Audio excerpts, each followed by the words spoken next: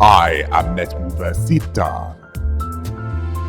Welcome to the lore videos on Chapter 5.5 Part 2, Nocturnal Sweeping. Well, they were bound to appear eventually.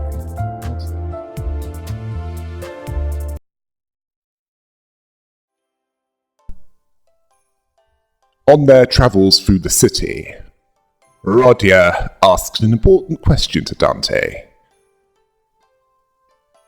She was tired during this, where she asked, where was the leftover cake from the previous day? Dante didn't know, and why would they? They can't even eat. Rodia thought that Don Quixote got to that first, rubbing her tired eyes. She muttered something that's how they should have partied in her room instead, stumbling back there. Dante didn't know what to say. It was revealed that this was New Year's Day, and that would make it 985-01, which came after the incidents at the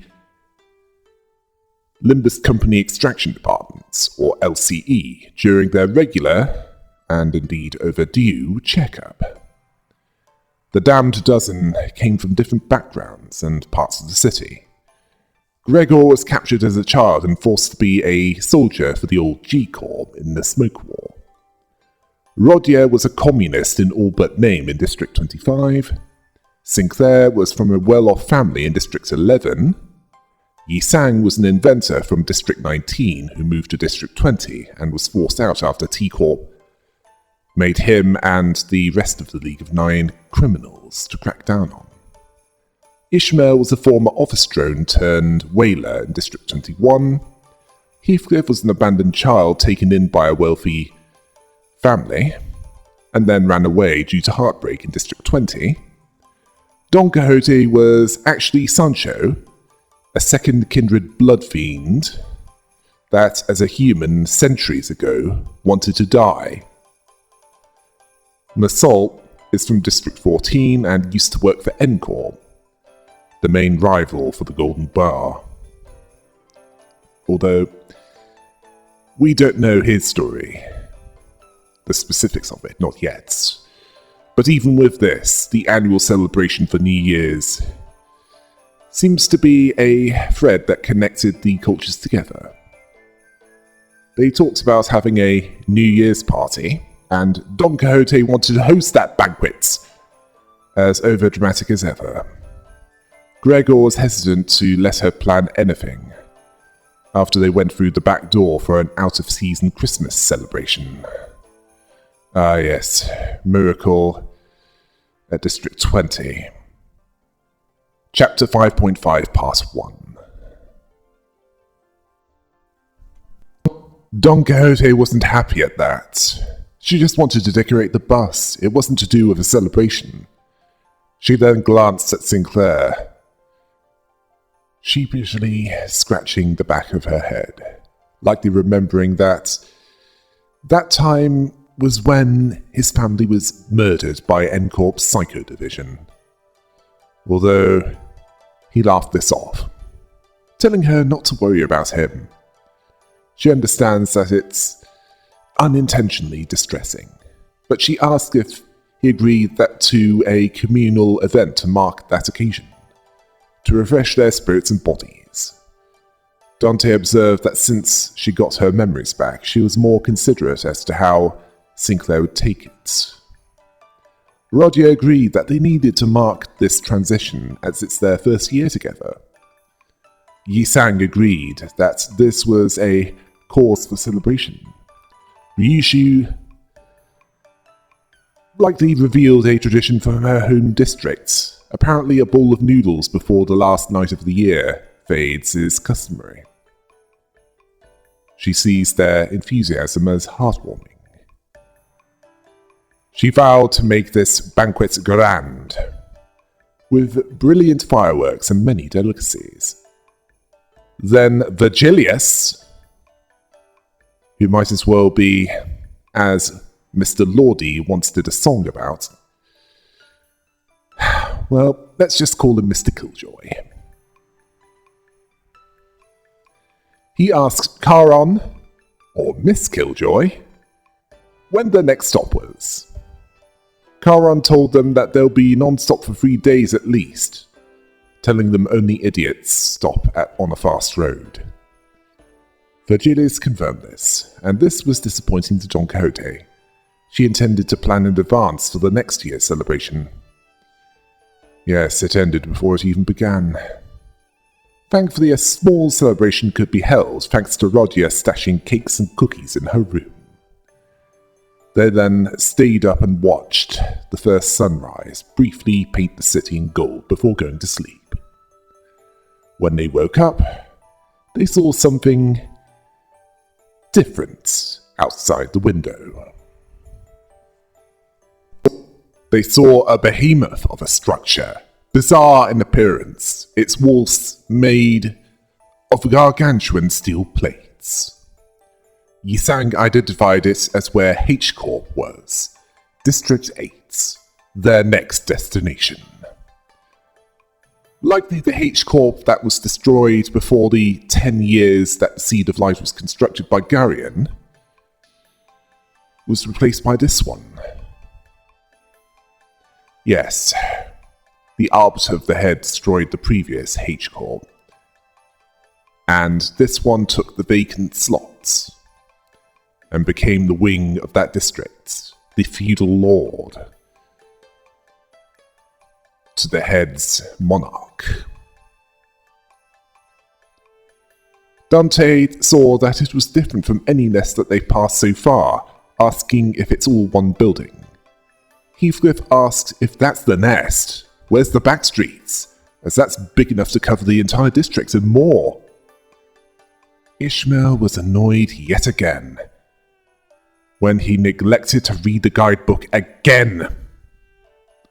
It's not the nest, that's District 8.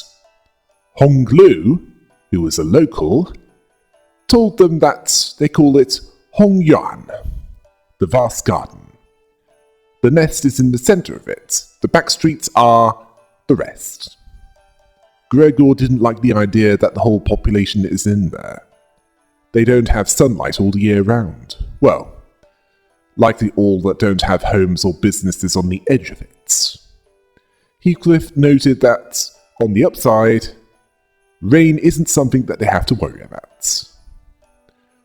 Don Quixote wanted to see as well. Dante noticed that, as they all gathered to see where they were heading next, they gazed towards Hong Lu, he showed no sign of distress on his face, even considering that, from what he told them about his family, it was, consistently and terribly depressing. My view on them is that they're a family that's so unbelievably toxic that they make the Addams family seem wholesome. And in that universe, the Addams family would be almost normal. He told them that it's not such a bad place once they tried living there for a while. His kindly and relaxed smile gave nothing away. Dante believed that it might be a cultural reference, where he's seemingly unconcerned about things that might make most feel uneasy. Dante stopped thinking about this for now. They decided to observe Hong Lu more than usual. They'll help them when the time comes. Besides, Rodia then saw that it was even bigger close up. Don Quixote hadn't seen anything like it in all her past adventures, and that's, some of that is quite a bit before and after her imprisonment in the lighthouse. And that's over 200 years. Dante saw that if their efforts weren't enough, they know that the others will help with Hong Lu. Dante wanted to see as well. Now, District 8 is likely a reference to the Kowloon walled city. in what is now Hong Kong. It was originally an Imperial Chinese fort when it was built. Then it was British, then it was Japanese, and then it was British again. Until the Chinese took over around the 1990s. But by the 1980s, it was largely lawless. Organised crime largely ruled over it. And it was completely demolished by 1994 and replaced by the Kowloon Walled City Park, which looks much nicer. Although District 8 reminds me of the city blocks of Mega City 1 from the Judge Dredd universe and the Hive cities from the Warhammer 40k universe. The city blocks are mile-high towers capable of housing the equivalent population of a large town. Hive cities are, largely vertical megacities, which has a strict hierarchy, much as District 8 does. The difference is that the higher you go in the Hive city, the more wealthy the individuals, and the better it is, and the lower you go, the it gets, along with being more dangerous. In the case of District 8, however, the middle has the nest, the nice parts, and the back streets are the rest of it. As for what it's like on the outside, I can describe it as one word. Ugly. Once they got to District 8 proper, they had to get off the bus in the back streets, which had a Chinese look to it. In fact, it reminds me of certain scenes in Blade Runner. All that's missing is the constant rain to hide the wires on the flying vehicles. Well, we should expect this to be a recurring theme for that part of the city. Gregor couldn't believe they had to get off there. Ishmael was furious at this, wanting to make a formal complaint against H-Corp for this. What were they thinking? Doing shoddy construction work at the entrance to the highway that leads straight to the nest. Yisang believed that there were many causes for this. He would have appreciated an early warning. Don Quixote was thankful for Charon's drifting to prevent them from crashing into this. Yeah, all that's missing is some Eurobeat playing. Dante didn't blame them for this. They encountered badly put together steel plates blocking their path in the middle of the road. Charon spun the bus around and they were thrown like ragdolls. Rodia was thankful that there was another road off the highway that led to where they were headed, as Charon would have likely tried to reverse gear all the way back to their last interchange. But this meant that they had to go through the winding alleyways and take the long way to the nest. Dante noticed that it was dark in there. The street was illuminated only by faint strands of light. This was what the back streets of District 8 looks like.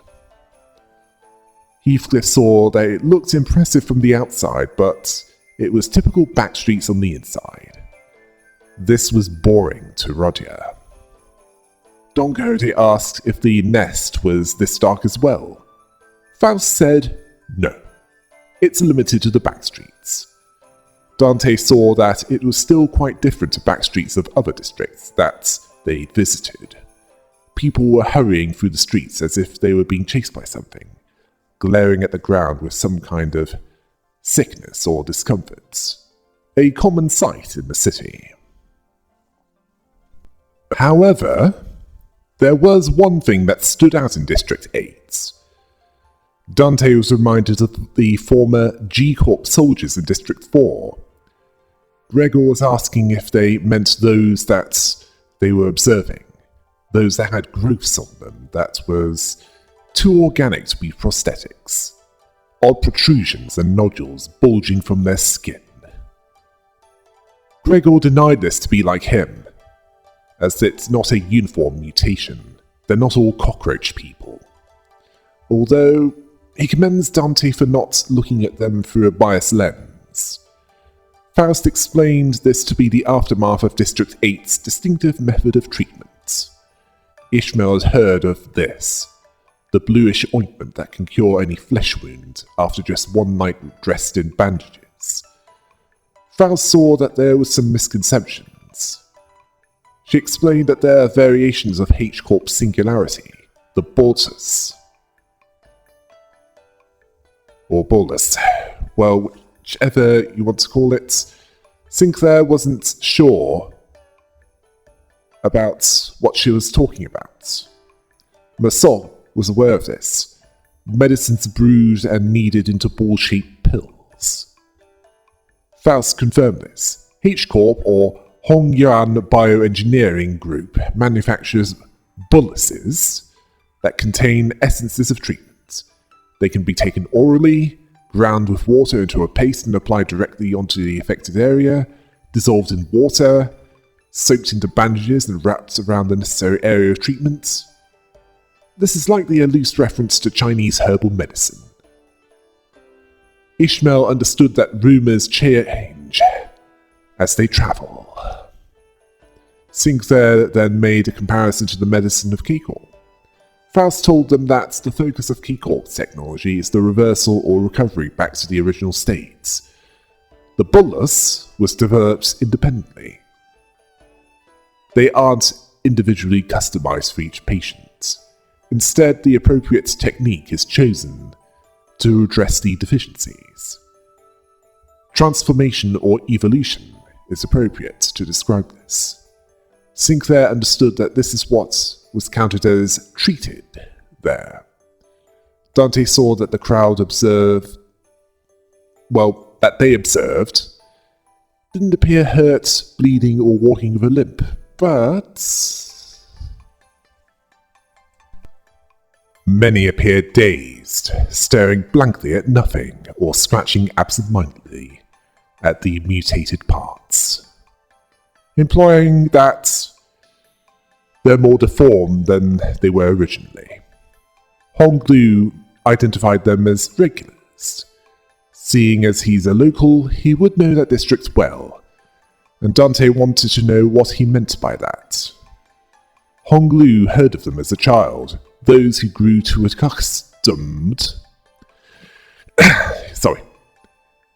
those that grew too accustomed to visiting the clinics in search of their mystical treatments. They appear more intimidating due to the side effects that they've been stacking, which changed them in strange ways. Likely implying that the bolus has mutagenic properties. Side effects, rather, with regular use. Massault suspected that it's due to using multiple different treatment types, some of which might conflict. Honglu saw it as a cheap alternative to those that don't sign up for life insurance. Yisang wanted to know what he meant by that. Honglu told him that it's a special insurance option to bring the client back to life upon the event of their death. The irony wasn't lost on Dante, although they had to ask if resurrecting people was one of the head's taboos.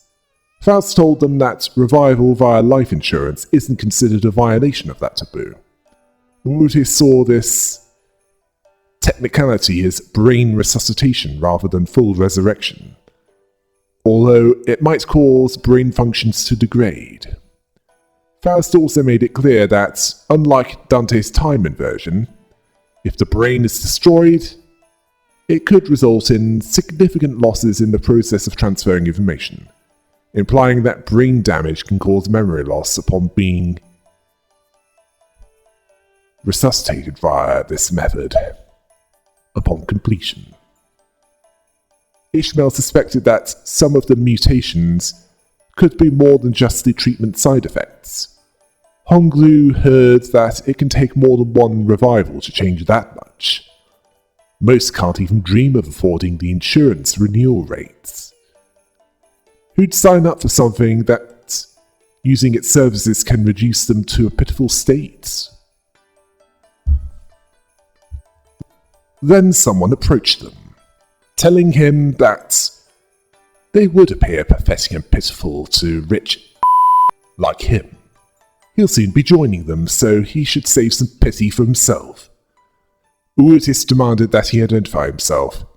They then saw that a large group of people had surrounded them, and they weren't up for anything good, or rather up to anything good. The one that was threatening them was one that saw Honglu as the young master of that high and mighty Jia family. The pretty face gave that away. Rodia asked if they were his friends. Honglu denied this. He didn't interact much with the people from the back streets. The one threatening them confirmed this, as he saw his family as too busy living large, playing gods in a whole different world from them. He and his group were there to take what he brought for submission to the family hierarchy evaluation. Ishmael saw this as a misunderstanding. Gregor didn't see this as a great start. They haven't been in District 8 long and they're already fighting the locals. The one leading that group denied that, as it was a violation of their office's core values to jump people like common thugs. He introduced himself as Shan San, third son of the Tri-Axe office, who challenged Bayu of the Jia family to a duel. Their wager will be that the winner can take anything that they want from the loser. Sinclair wanted to know what he meant. Don Quixote, due to a combination of her fixer knowledge and having a fixer identity in the East, understands this. This is how the Sunk Association works in the East. They announce their intent to duel by stating affiliation and name, instead of casting their gauntlets. And according to the pamphlet that Ishmael presented to her, the Tri-Axe office is Sunk affiliated. The look at Ishmael's face roughly translated as, "Spare me." Heathcliff summed it up as, 1v1 me, let's go! Dante didn't see Shan-san as too tough, but they asked Faust what she thought of this. She agreed. He didn't possess any exceptional skill that may pose difficulties to Honglu. Yeah, he's dealt with worse. Honglu believed that it'd be fine. He'll be back in a minute. Dante asked if he was sure. They didn't think that he'd lose, but just in case, Honglu assured him that he has childhood experiences of duels. He did about 10 of them. Shan-san feigned impressiveness, saying that the rich boy dabbled in duels. Then Honglu corrected himself, saying that it was 10 duels a day.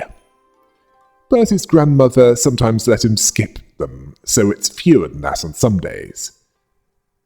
Shan-san didn't see that coming. Then Honglu of Limbus Company, and then he corrected himself by referring to himself as Bayu of the Jia family, accepted this duel, who stepped forward confidently as his opponent was going over what he heard. Honglu didn't show any sign of aggression, before he cocked his head to the side. He then asked Shan-san if he was waiting for something. Shan-san didn't know what he meant. Apparently Honglu always let his opponent get the first 2 moves in duels, asking him not to hesitate. This annoyed Shan-san, thinking that he was taking the He then leapt towards Honglu, and after a minute, he was on the floor quicker than a whole group of foot soldiers in front of any playable character in a Dynasty Warriors game. Shan-san didn't know how this happened. He was throwing punches and swings with boiling hot passion, while Honglu was gliding between his opponent's strikes like he was on a picnic. Like he was on a leisurely stroll through a garden. Honglu redirected Shan-san's punches to the side with ease. Feathery light hand movements, feet effortlessly gliding, and before they realized it, Shansan was defeated. Don Quixote asked if Honglu was holding back this whole time. He denied this. He put his all into every fight. Don Quixote struggled to believe this as he defeated Shansan soundly. He dodged his strikes easily, as if he was dueling a child. Honglu explained that most of their fights were in environments with a lot of variables and enemies with unexpected weapons and powers. Ryushu understood that he read him. He was already familiar with his moves. Honglu confirmed this as one of his Biwu instructors used similar techniques as Shansan. He said practice made perfect and perfection makes an expert. He found this amusing. Honglu was clearly not holding back, so in this case his opponent was just pathetically easy, compared to what he's been facing so far. Gregor nervously didn't think that this was relevant here. Shansan wasn't happy at this. Gregor then made it clear that Honglu kicked his in that duel, asking him to let them pass, and not do what he suspects he's about to do. Shansan stated that the duel wasn't overseen by an Uefi Association-affiliated office, and their employer won't let their failure slide if they just leave. He then ordered the rest of his fixers to attack them. Ryushu saw this as pathetic. Gregor saw them as experts at getting jumped. That bitter cry of the defeated resulted in the Triax office fixers rushing towards them, and a battle commenced. They gained shields for every negative effect on themselves, up to 30. They rely on haste and bleed. They're resistant to piercing, but vulnerable to slash. They were so far below the damned dozen it was almost insulting. The Triax office fixers were all slaughtered in self-defense. After those sore losers were all killed, Gregor didn't see this as a good start, complaining that it's never easy. Roger saw it as a nice warm-up, so it wasn't all bad. Ishmael took it more seriously, as this was far more serious than their usual street brawls. Dante saw that she had a point. They weren't common thugs that pick fights with just about anyone. They were specifically contracted to target and eliminate Honglu. What? Was it too expensive to hire a Shi Association affiliate? They'd probably be better at that kind of job. At this point, there hasn't been that many Shi Association identities. Anyway, there were about... well, the Triax office was certainly open about their intent and called it a contract, so they weren't being at all subtle. Understanding that this was what Jia Zichun meant by surviving as heirs, Ishmael understood that those behind this had it in for Honglu. Utis agreed they should expect more fights like this going forward. Don Quixote didn't seem that concerned. Utis took it more seriously. Dante figured out that they're assuming that Honglu has brought something to participate in the family hierarchy evaluation. More would be coming for him. They want to take out the competition. Utis then continued to suck up to the boss, praising his accurate assessment. Roger teased her about this behavior, and this annoyed Utis as she sees this as proper to compliment him. Len Virgilius told them to shut up, as he found their conversation most tedious. They were waiting for someone. Clearly upper management saw this coming, so they sent a support team to help them handle this. And from behind Virgilius, one voice asked if they still haven't learned to stick to the plan, since they're meeting in the back streets rather than where they planned to meet. It turned out to be Sard, whom they last saw in District 11 in Chapter 3, which was 11 months ago, which was year 984 02, and Pilot, who was last seen by them on the Great Lake in the branch facility in District 21, which was in Chapter 5.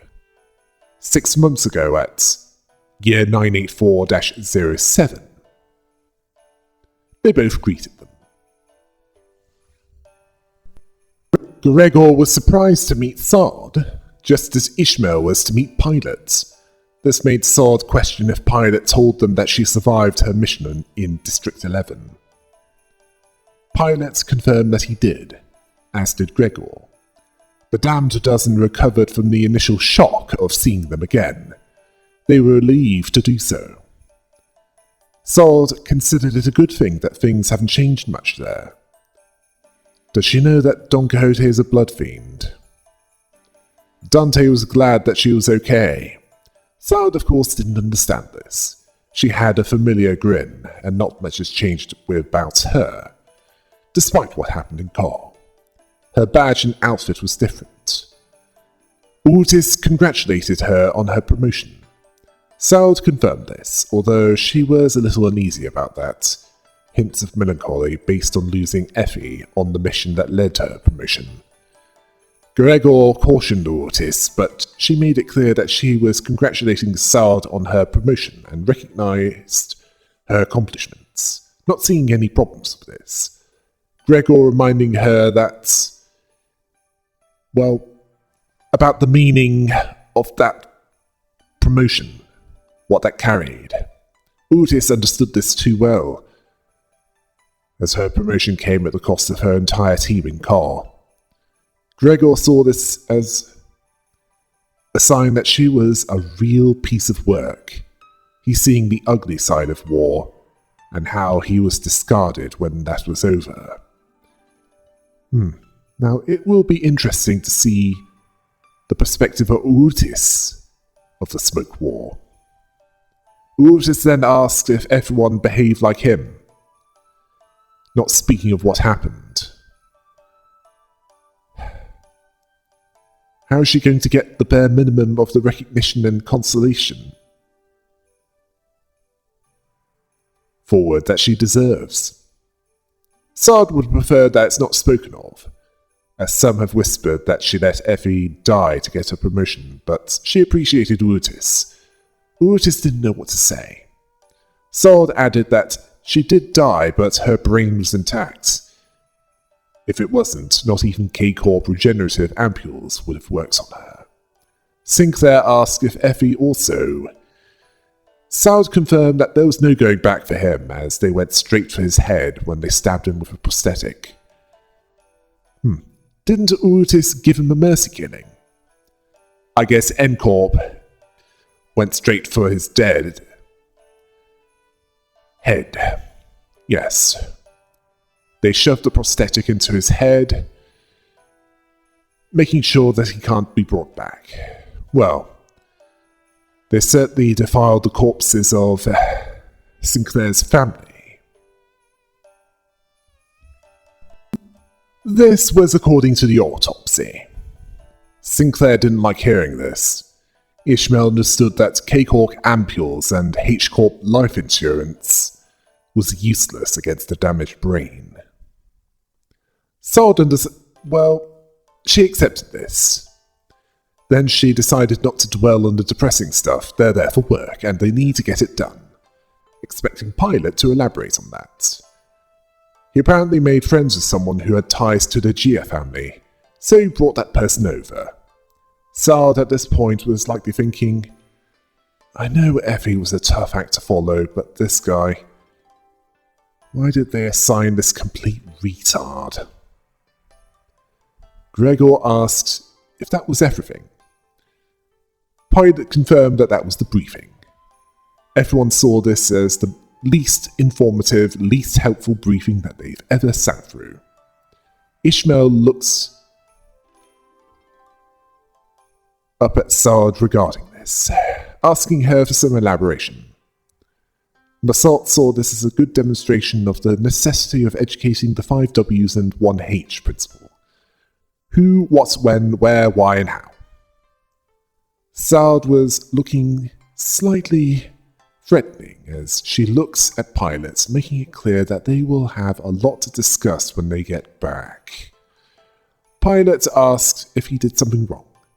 Gregor advised him to stop, he's making it worse for himself. Dante saw this as too late.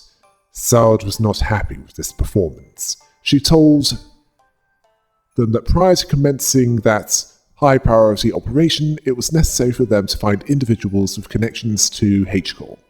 So the before team was put up to the task and they established a connection with an individual. Honglu asked if it was someone from his family. Sal told him that it wasn't, as his family were difficult to get in touch with. As they were looking through all their leads, Pilot used an unconventional method of establishing a connection. She didn't hold back on compliments, and this is how Pilot looked like he needed a change of underwear.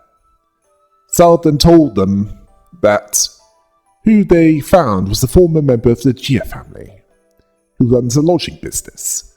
Otis understood that this made him less likely to attack him, due to lacking any conflicting interests, as he's so far removed from the family politics. Sal confirmed this, and according to Pilot's report, he still regards the Gia family positively. Then someone asked how he could not, considering the blessings that they gave him.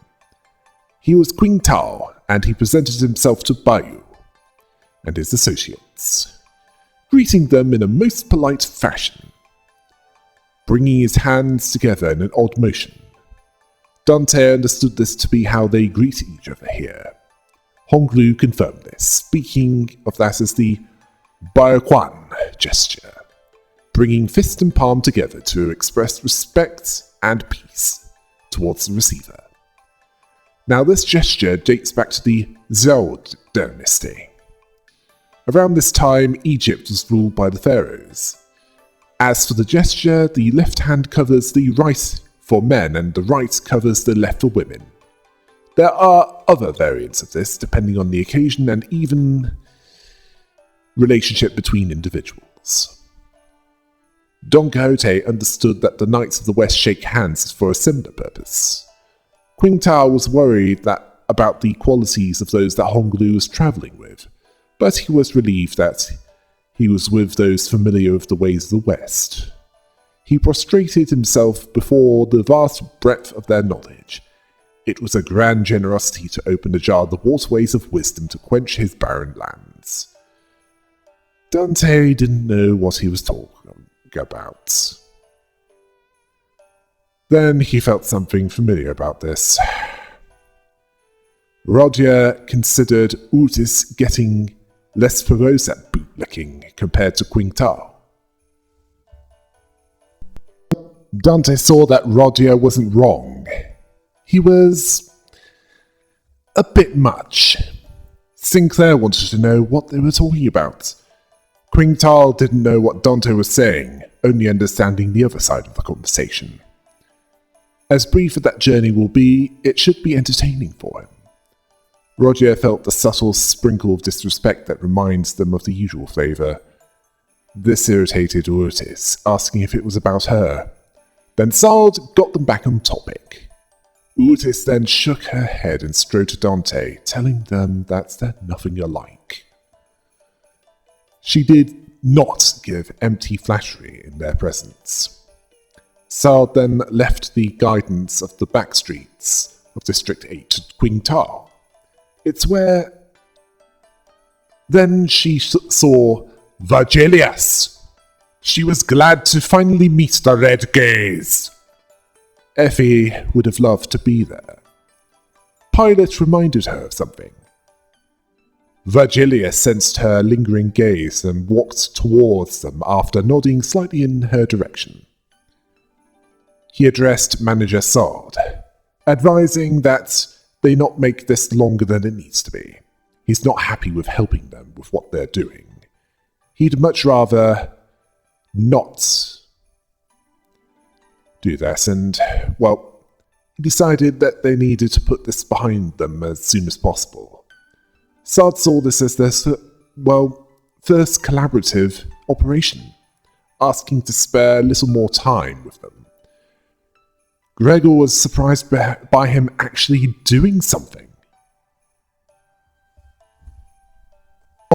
Zod told them that the Before team had its own business to take care of, so she won't be joining them this time, and Virgilius will be helping them to get it done. Charon told them that they're taking Mephi there. Zod saw it as not that unfortunate. She felt like every mission with them has been an uphill struggle to get anything done. Roger Nervous said that back then, Then Zod made it clear that she was messing with them. They'll likely have another chance to work together again. Pilot reminded her that they didn't have much time. Ishmael asked Virgilius for an explanation. Virgilius told her to ask Faust, as he's quite busy. Faust understood. Virgilius was not happy about what he was about to do. This was clear as he left for Mephistopheles. Sal told them that they'll see her around. Pilot added that he'll carry his weight next time, considering himself to be pathetic last time they met. Sal made it clear that competence is shown through actions, not words. They then followed Virgilius. This was an awkward farewell. Quingtao then asked them to follow him. Dante saw that they were mindful of the one who was responsible for the quality of their stay.